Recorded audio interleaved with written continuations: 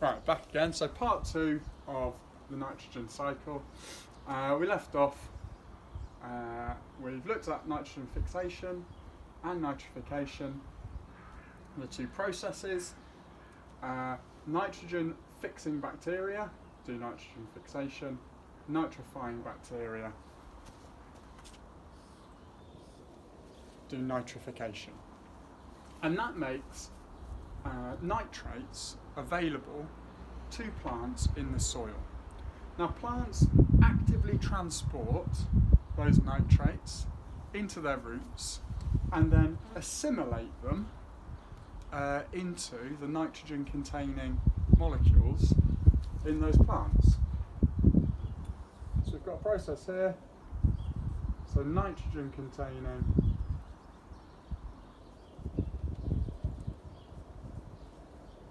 molecules in plants, and it's usually quite important to name some of those. So they could obviously be the nitrogenous bases in DNA, so DNA or, well, all of the nucleic acids contain nitrogen. Obviously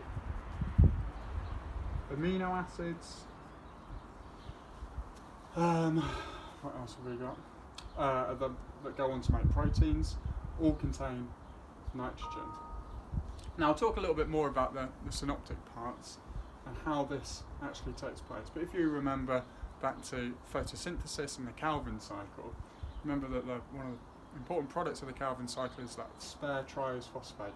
Triose phosphate combines with those nitrates to make amino acids, and also forms the basis of some of those nucleic acids, well, the nitrogenous bases. Right, so we call this process, and this isn't a really important one, so I'm not going to put it in red, but this is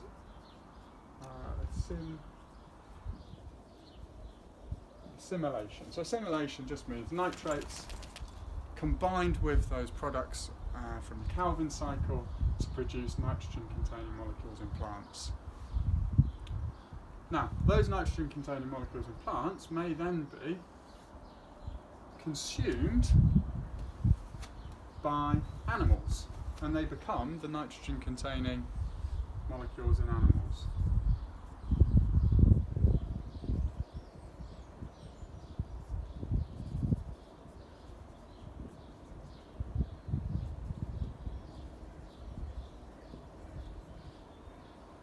And obviously those nitrogen-containing molecules in animals are the same types of molecules that you would find in a plant. So amino acids, DNA, nucleic acids, etc. Okay, this is what we just referred to as feeding. Obviously feeding involves first digestion and then absorption and then assimilation as well. So assimilation just means combining those molecules to make new organic molecules inside those animals. Now, both plants and animals will produce waste products, and they'll both die and go through processes of decomposition. Now we call this ammonification. So those organic products in the plants and the organic molecules in the animals that include nitrogen become available to a group of fungi and bacteria known as saprobiotic organisms, or saprobionts. Now that is the name that we need to use, saprobiont or saprobiotic organism, rather than a decomposer. Okay, so that involves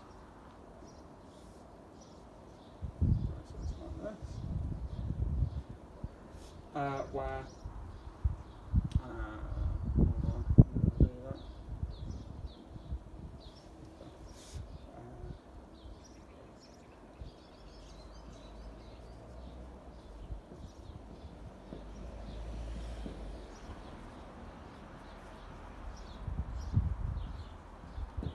So the saprobiotic organisms take the waste products from animals, so feces and urine, etc. They take the decaying products of plants, and they convert them back into ammonium ions, which return to the soil, and then those ammonium ions can then go through nitrification again. So this is like the recycling. I'm just going to tidy that up a little bit there. This is the recycling of those nitrogen-containing molecules in the animals and plants, by saprobiotic organisms. Now this process, here to here, is known as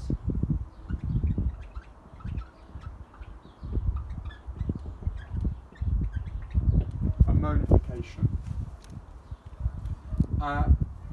And that ammonification is by the saprobiotic organisms. Please refer to them as saprobiotic organisms rather than decomposers, because decomposers will not be credited with marks in the exams. Okay, now let me just check for everything there.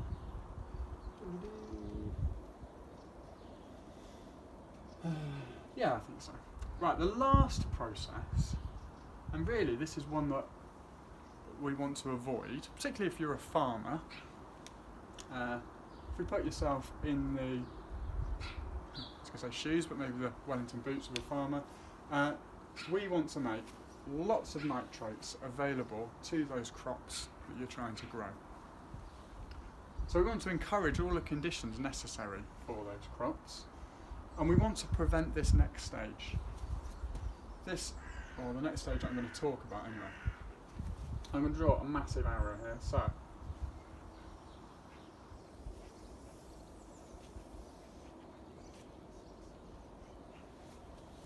this next arrow from the nitrates returns those nitrates back to the atmosphere. And really, for a farmer, that is the sort of worst case scenario. This is what we really want to avoid. This process is called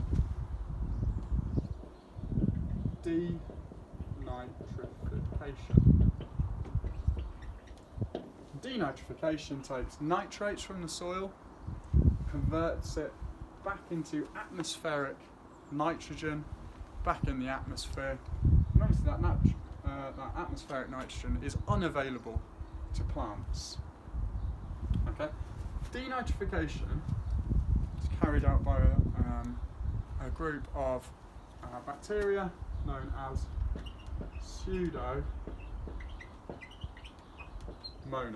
Now again, Pseudomonas or Pseudomonas denitrificans isn't a name that you need to remember, but you may see it referred to in exam questions. I'm going to stop the video there, and I'm going to talk about the conditions necessary for each of these bacteria now, and therefore the conditions that you want to create if you're a farmer trying to grow crops.